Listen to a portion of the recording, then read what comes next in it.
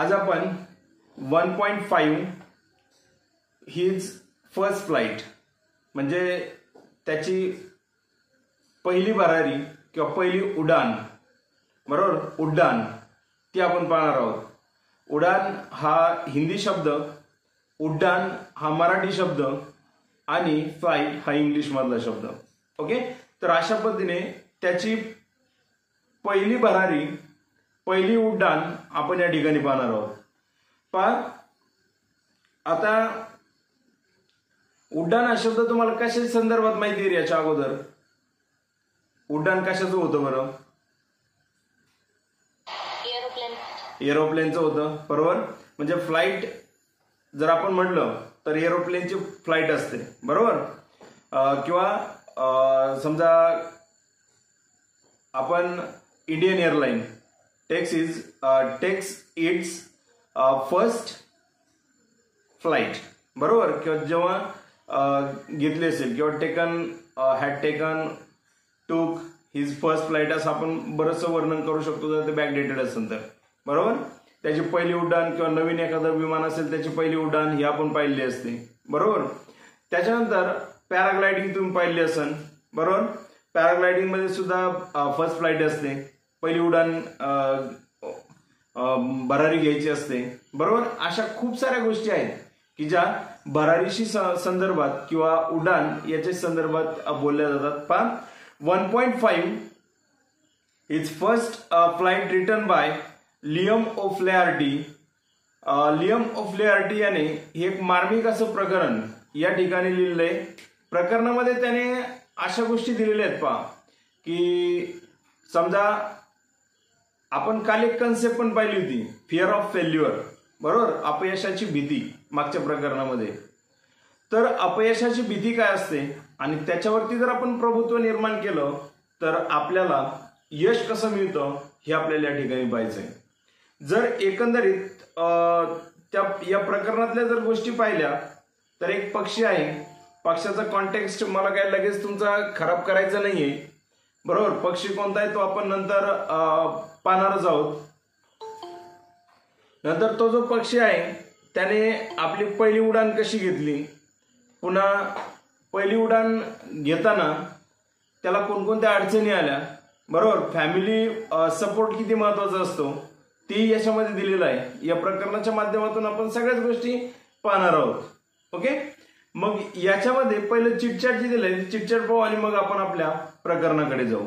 Okay, पहा, chitchat मध्ये first activity अशी दिलेली आहे, from group of 5 remember your past days and share with your friends about memories of your first day at school or your first attempt at cooking. आता मुलं मुली किंवा सगळे विद्यार्थी एकंदरीत, बरोबर, त्यांनी एक इमॅजिन करायचं सांगितलंय तुम्हाला की तुमचा शाळेतला पहिला दिवस किंवा मुलींनी स्वयंपाकामध्ये असणारा स्वयंपाक करतानाचा पहिला दिवस, बरोबर. यामध्ये तुम्हाला कोणकोणत्या अडचणी आल्या किंवा तुमचा पहिला दिवस कसा होता याच्याविषयी तुम्हाला या ठिकाणी बोलायचं सांगितलं मित्रांबरोबर, बरोबर. म्हणजे काय, शेअर युअर थॉट्स किंवा remember your past days and share with your friends about memories. त्या आठवणी ज्या आहेत त्या आठवणी तुम्हाला तुमच्या मित्रांबरोबर शेअर करायच्या किंवा तुमच्या ग्रुपमध्ये शेअर करायच्या. पहा, your first day at school, condition कोणती सांगितली, फर्स्ट डे ॲट स्कूल, बरोबर. आता वैयक्तिक जर मी तुमच्या ग्रुपमध्ये असेल तर मी माझा पहिला दिवस शाळेचा तुमचे शेअर करू शकतो, बरोबर. 5 जून महिन्यामध्ये शाळा उघडते, बरोबर. आणि पहिलाच दिवस जेव्हा शाळेमध्ये गेलो होतो याच्या अगोदर कधी शाळेत बसायचं माहिती नव्हतं, इतक्या वेळ एका जागेवरती बसावं लागतं हे माहिती नव्हतं. आणि ज्यावेळेस माझा पहिला दिवस शाळेचा होता त्या दिवशी म्हणजे नेमकं मी पहिलीच्या वर्गातली गोष्ट सांगतो तुम्हाला, त्याच्या अगोदर आम्हाला बालवाडी असायची, बरोबर. ज्याला तुम्ही junior KG, senior KG, anganwadi, बालवाडी हे जे वर्ग असतात पहिले, तर तशा पद्धतीने वर्ग होते. आणि ते वर्ग संपल्याच्या नंतर आम्ही पहिलीच्या वर्गात आलेलो होतो. पहिलीच्या वर्गात आल्याच्या नंतर पहिल्या दिवशी आमच्या शाळेमध्ये, आता जसं तुम्ही मध्यान्ह भोजन योजना आहे तुम्हाला, बरोबर. म्हणजे तुम्ही काय करता की मधल्या सुट्टीमध्ये तुम्ही भात खाता, बरोबर. आमच्या वेळेस शाळेत दूध असायचं आणि ते जे दूध पिल्याच्या नंतर म्हणजे एक ग्लास दूध प्रत्येक विद्यार्थ्याला दिलं जायचं. कधी दूध कधी अंडी किंवा काय ती त्या वेळची योजना होती. मी माझा पहिला दिवस शेअर करतोय. माझी पहिली संपली आणि मी आपलं दूध घेतलं आणि डायरेक्ट दप्तर उचलून पुन्हा बालवाडीच्या वर्गात जाऊन बसलो, बरोबर. हा होता माझा शाळेचा पहिला दिवस, बरोबर. नवीन शिक्षक होते, नवीन वातावरण होतं आणि आम्हाला ज्या मॅडम शिकवायला असायच्या त्या आम्हाला खूप चांगल्या पद्धतीने शिकवत असायच्या, खूप काळजी करत असायच्या. मी आपलं दप्तर उचललं, दुधाचा ग्लास घेतला आणि डायरेक्ट बालवाडीच्या वर्गात जाऊन बसलो जिथं माझा भाऊ बसत होता, बरोबर. म्हणजेच थोडक्यात मला हे सांगायचंय की माझा शाळेचा एक्सपिरियन्स या ठिकाणी शेअर केलाय. प्रत्येक विद्यार्थिनींना या ठिकाणी कुकिंग एक्सपिरियन्स शेअर करायचं सांगितलंय त्यांनी. त्याच्यानंतर तो कुकिंग एक्सपिरियन्स तुमचा कसा असेल ते तुम्हाला इथं बोलायचंय, बरोबर. ते तुम्ही आता आठवा फक्त, तुम्हाला डायरेक्ट बोलायचं नाहीये. पुढे असं विचारलं त्याने, what role did your parents siblings play to help to overcome your fear, बरोबर. मग आता तुमच्या पालकांचा, तुमच्या भावंडांचा, चैतन्य माईक ऑफ कर. किती वेळा सांगायचं रे?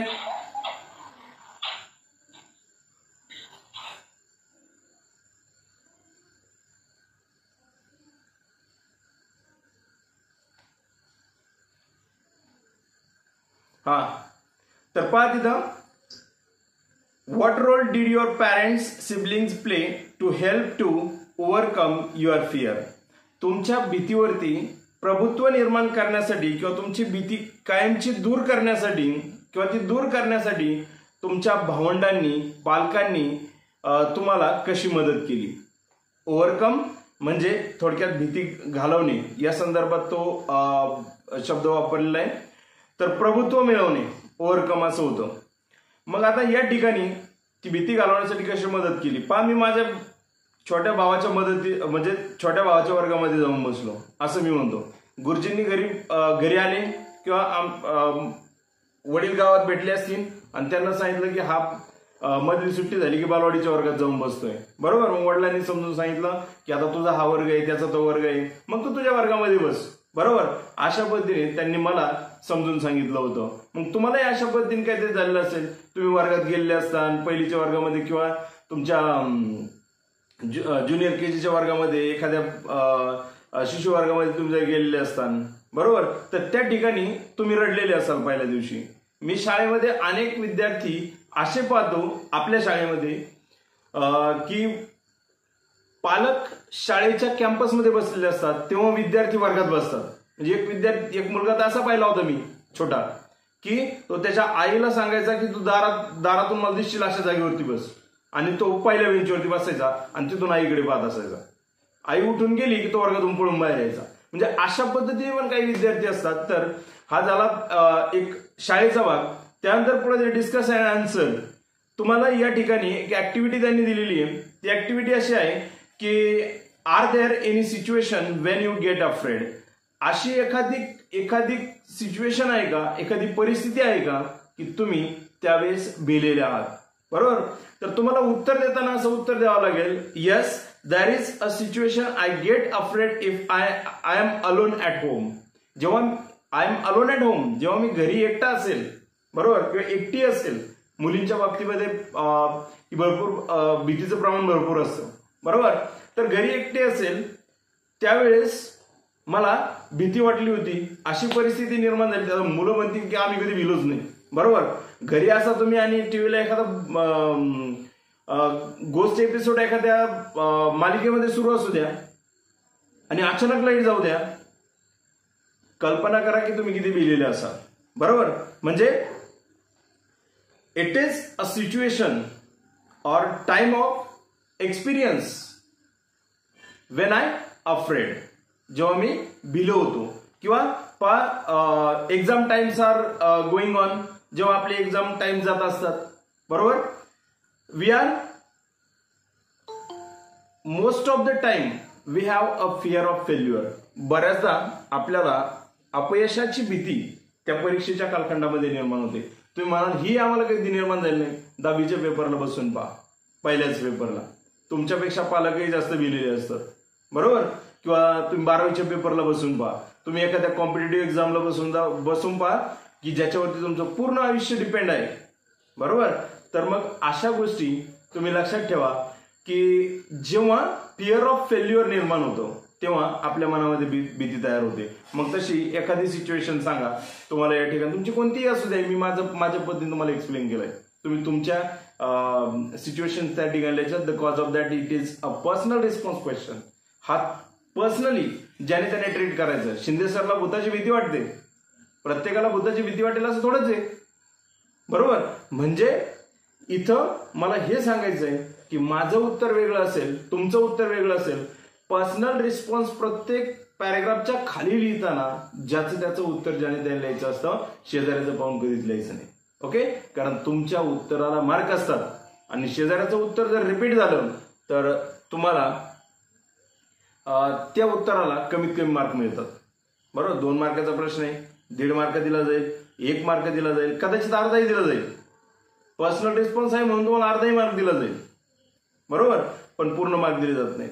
मग how would you react if you had to travel alone. जेव्हा तुम्ही एकटेच प्रवास करत असाल किंवा तुम्ही प्रवास करता.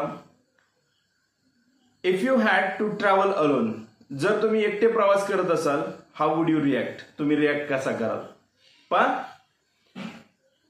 जेव्हा मी प्रवास करत असेल तेव्हा मी स्वतःला शांत ठेवण्याचा प्रयत्न करेल. म्हणजेच थोडक्यात मला असं सांगायचंय, I try to remain calm when I travel alone. जेव्हा मी एकटा प्रवास करेल तेव्हा मी काय करेल, तर मी स्वतःला शांत ठेवण्याचा प्रयत्न करेल, बरोबर.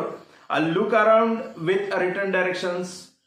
I try to ask policeman about my address.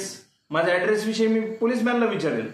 आणि मुलांना नेहमी एक लक्षात ठेवा, जेव्हा तुम्ही एकट्याने प्रवास कराल ना तेव्हा फक्त खाकी वर्दीवाल्याला तुम्ही विचारू शकता की तुम्हाला कुठं जायचंय किंवा तुमचा पत्ता काय असेल, बरोबर. त्याच्यानंतर या ठिकाणी पुढचा प्रश्न असा विचारलाय, how would you react if you had to stay alone at home. तुम्ही घरी एकटे जर असाल तर तुम्ही काय कराल. पहा, when I'm alone at home, I'll keep the television on. I'll call my neighbors, call my friends, call my parents, and remain myself engaged in talking to overcome fear. म्हणजे थोडक्यात भीतीवरती प्रभुत्व निर्माण करण्यासाठी मी पालकांना फोन करेल, मित्रांना फोन करेल, शेजाऱ्यांना फोन करेल. एवढं नाही तर मी माझी टीव्ही ऑन ठेवील, बरोबर. अशा पद्धतीने मी अनेक कंडिशन्स या ठिकाणी सुरू केलेल्या आहेत. पण जेव्हा घरात, आता एक लहानपणीची गोष्ट सगळ्यांनीच आठवा, अचानक अंधार पडलाय, बरोबर, आणि आपल्याला असं वाटतं की आता कोणतरी येणार, बरोबर, आपल्याला धरणार, भूत येणार, खाणार, अशा गोष्टी आपण अंगावरती ब्लँकेट घेऊन झोपतो, बरोबर. आपल्याला वाटतं कोणी पाहतच नाही. म्हणजे ही कंडिशन अशी असते, मांजर डोळे झाकून दूध पिते, बरोबर, तिला वाटतं आपल्याला जग पाहत नाही, बरोबर. आपण अंगावरती घेतलं म्हणजे आपण लपलो असं त्याचा अर्थ नाहीये, पण लहानपणी ती कंडिशन होती, बरोबर. तुम्ही तुमच्या भीतीवरती प्रभुत्व निर्माण करण्यासाठी तुम्ही अशी रिॲक्शन दिलेली आहे. म्हणजे हाऊ वुड यू रिॲक्ट, तुम्ही रिॲक्ट कसा कराल, ह्या रिॲक्शन्स तुम्ही या ठिकाणी पाहू शकता. ओके.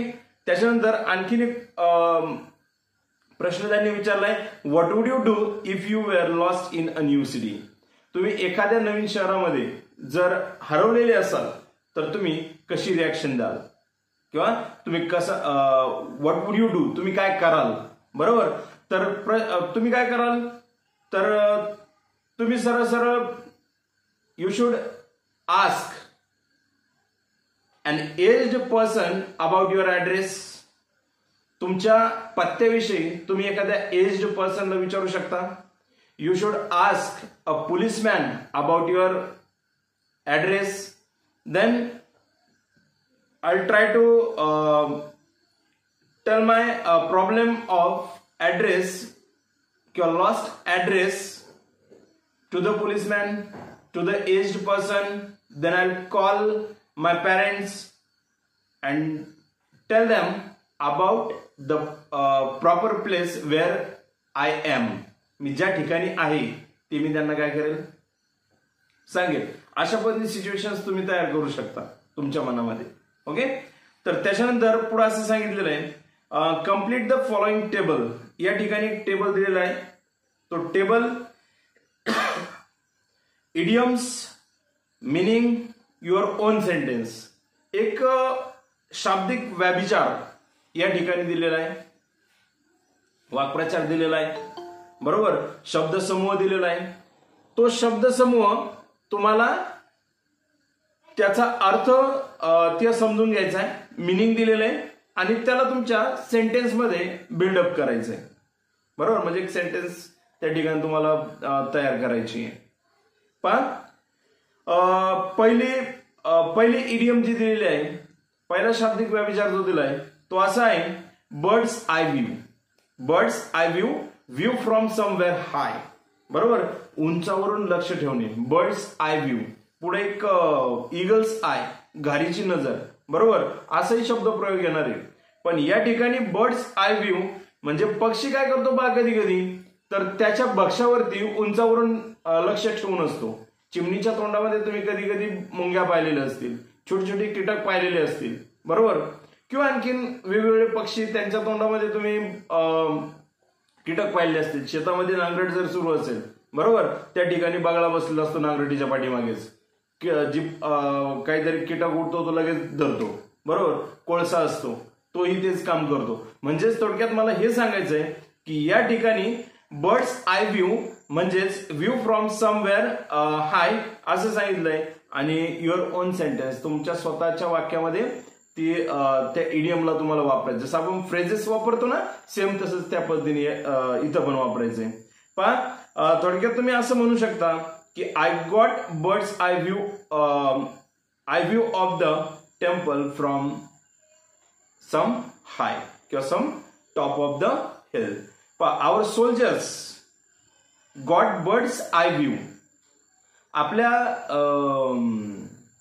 सैन्याला काय मिळालेली आहे, तर थोडक्यात पक्षाची नजर मिळालेली आहे, बरोबर. अमरनाथची यात्रा सुरू होते आणि सोल्जर्स उंचावरती असतात आणि तिथून त्यांनी त्या गर्दीवरती लक्ष ठेवलेलं असतं. याला बर्ड्स आय व्ह्यू तुम्ही म्हणू शकता. त्याच्यानंतर पुढे असं दिलेलं आहे की as free as a bird. As free as a bird म्हणजेच if he or she is carefree, म्हणजे जर तो किंवा ती जर काळजीमुक्त असेल, बरोबर, तर मग ते उदाहरण पण त्यांनीच तयार करून दिलेलं आहे. आपलं एक्झाम्पल त्यांनी सॉल्व्ह करून दिलेलं होतं. After finishing her exam she will be as free as a bird. तिच्या परीक्षा संपल्या नंतर ती पक्ष्यांसारखी मुक्त झाली, म्हणजे ती मुक्त झाली. पण अशी कित्येक वेळेस पण if I'll see the face of my grandchildren as free as bird. आपले जनरली वाक्य असतं, आजी आजोबा कित्येक वेळेस बोलत असतात, एकदा नातवांची तोंड पाहिली की आम्ही मुक्त झालो, बरोबर. म्हणजेच काय, हे जनरल उदाहरण सांगितलं तुम्हाला गावाकडचं, म्हणजे आपण सेंटेन्स मध्ये त्याला बांधण्याचा प्रयत्न केलाय. परंतु अशा कित्येक गोष्टी असतात. After result I shall as free as a bird. परीक्षेच्या नंतर किंवा निकालाच्या नंतर मी पक्ष्यांसारखा मुक्त होईल, म्हणजे माझं टेन्शन संपून जाईल, असं त्याचा अर्थ होऊ शकतो. ओके. नंतर पुढे दिलंय ईगल्स आय व्ह्यू, ज्याला आपण घारीची नजर, अगोदरच त्याच्यावरती आपण बोललेलो होतो. मग या ठिकाणी his ability to observe something closely, म्हणजे त्याच्याकडे अशी एक पात्रता आहे की खूप जवळून त्याचं निरीक्षण करणे. जर घार तुम्ही पाहिलेलं असेल तर घार उंचावरून काय करते, तिच्या भक्ष्यावरती नियंत्रण ठेवते. घार हवेमध्ये तरंगते आणि तिच्या सावलीमध्ये तिला तिचं भक्ष्य तिने कॅप्चर केलं असतं आणि एकदा तिला असं वाटलं की ते स्थिरावलंय, ती लगेच त्याच्यावरती सूर मारते. आपला सूर, बरोबर, सोरिंग हा शब्द आपल्याला पुढे येणारच आहे, सोर, बरोबर, सूरकंड्या मारणे. नंतर ती आपलं भक्ष्य पकडते आणि उचलून जाते. पहा, आपल्याकडे एक कविता पण आहे की घार आकाशामध्ये उंच उडते आणि तिचं चित्त पिल्लापाशी असतं, बरोबर, तिचं लक्ष पिल्लापाशी असतं. म्हणजे थोडक्यात घारीची नजर आपण म्हणू शकतो. घार अतिशय काय करते तर जवळून ती निरीक्षण करत असते. मग या ठिकाणी तुम्ही सरळ सरळ उदाहरण घेऊ शकता. पहा बरं, in the times of exams, परीक्षेच्या कालखंडामध्ये, how should react your supervisors, तुमचे सुपरवायझर जे असतात ते कशा पद्धतीने रिॲक्ट करतात किंवा करतील, बरोबर. तर पहा, the supervisors have an eagle's eye view किंवा the supervisors looked at the candidates with eagle's eye view. सरळ सरळ जे पर्यवेक्षक असतात ते विद्यार्थ्यांकडे किंवा परीक्षार्थींकडे घारीच्या नजरेने पाहतात, म्हणजे एकदम बारकाईने त्यांचं निरीक्षण करतात. स्प्रेड वन्स विंग्स म्हणजे एखाद्याचे पंख पसरणे, एखाद्याचे पंख पसरणे किंवा पंख पसरणे असा त्याचा अर्थ होईल. To try to work on things independently, म्हणजे मुक्तपणे एखाद्या गोष्टीवरती काम करणे. पण if I am a manager I will spread my wings, जर मी मॅनेजर असेल किंवा जर मी मॅनेजर आहे तर मी माझे पंख पसरेल, बरोबर. किंवा if I want to be, if I was a manager, मी जर मॅनेजर होतो, I would spread my wings, मी माझे पंख पसरले असते. इथं जर तरची रचना करायची, म्हणजे ऍडव्हर्ब क्लॉज ऑफ कंडिशन करायचा, ज्याच्यामध्ये जर सिंपल प्रेझेंट टेन्स, इफचं वाक्य जर सिंपल प्रेझेंट टेन्स मध्ये असेल तर पुढचं मेन क्लॉज हा तुमचा सिंपल फ्युचर टेन्स मध्ये असेल. जर इफचं वाक्य तुमचं सिंपल पास्ट टेन्स मध्ये असेल तर पुढचं वाक्य तुमचं सब्जेक्ट प्लस वुड प्लस V1चं असेल. आणि जर तुमचं वाक्य हे पास्ट परफेक्ट टेन्स म्हणजे हॅड प्लस V3चं असेल तर तुमचं पुढचं वाक्य हे subject plus would plus have plus V3 plus object अशा पद्धतीने ते वाक्य असेल. ओके, तर या पद्धतीने तुम्ही ऍडव्हर्ब क्लॉज ऑफ कंडिशन पण करू शकता. आणि इफच्या पोएममध्ये आपल्याला ते येणारच आहे पुढं, बरोबर. पण इथं जनरली ते आलंय म्हणून तुम्हाला मला ते सांगायचं आहे. पण after getting the job I should spread my wings किंवा I am spreading my wings, बरोबर. मला जॉब मिळाल्याच्या नंतर, नोकरी मिळाल्याच्या नंतर मी माझे पंख बसले, अशा पद्धतीने एखादा बोलू शकतो, बरोबर. पुढं find more such idioms using the following keywords. खाली कीवर्ड्स दिलेले तुम्हाला. पहिला शब्द दिलाय फ्लाय, दुसरा दिलाय नेम ऑफ ॲनिमल्स आणि कलर्स, बरोबर. याच्यापासून तुम्हाला काय करायचं, आता फ्रेज इडियम्स तुम्हाला तयार करायचे आहेत. काही शब्द तुम्हाला खाली दिले आहेत त्यांनी. पण विथ फ्लाइंग कलर्स एक सरळ सरळ जनरली एक्झाम्पल म्हणून तुम्हाला तयार करून देतोय. किंवा फ्लाय हाय, उंचावरती भरारी घेणे. इज फर्स्ट फ्लाईट, तर इकडे आपण टायटलच पाहिले, म्हणजे फ्लाय हाय काही उंचावरती उडणे असं त्याचा अर्थ होतो. विथ फ्लाइंग कलर्स रंग उधळणे, बरोबर. असं एक शब्द प्रयोग करू शकता. किंवा फ्लाय ॲट सम हाय किंवा फ्लाय ॲट समबडी म्हणू शकता तुम्ही, बरोबर. To become red and blue म्हणजे कलरच्या बाबतीमध्ये जर झालं तर a dog in the manner, faithfulness, बरोबर. म्हणजे आपल्याला विश्वासूपणा हा आपण कुत्र्याकडून घेतो. ॲज स्ट्रॉंग ॲज हॉर्स, मजबूती आपण घोड्याकडून घेतो, बरोबर.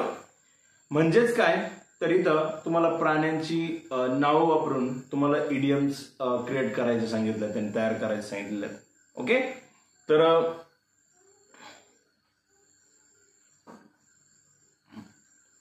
तर पहा इथं तुमचं चिटचॅट संपतंय. ओके.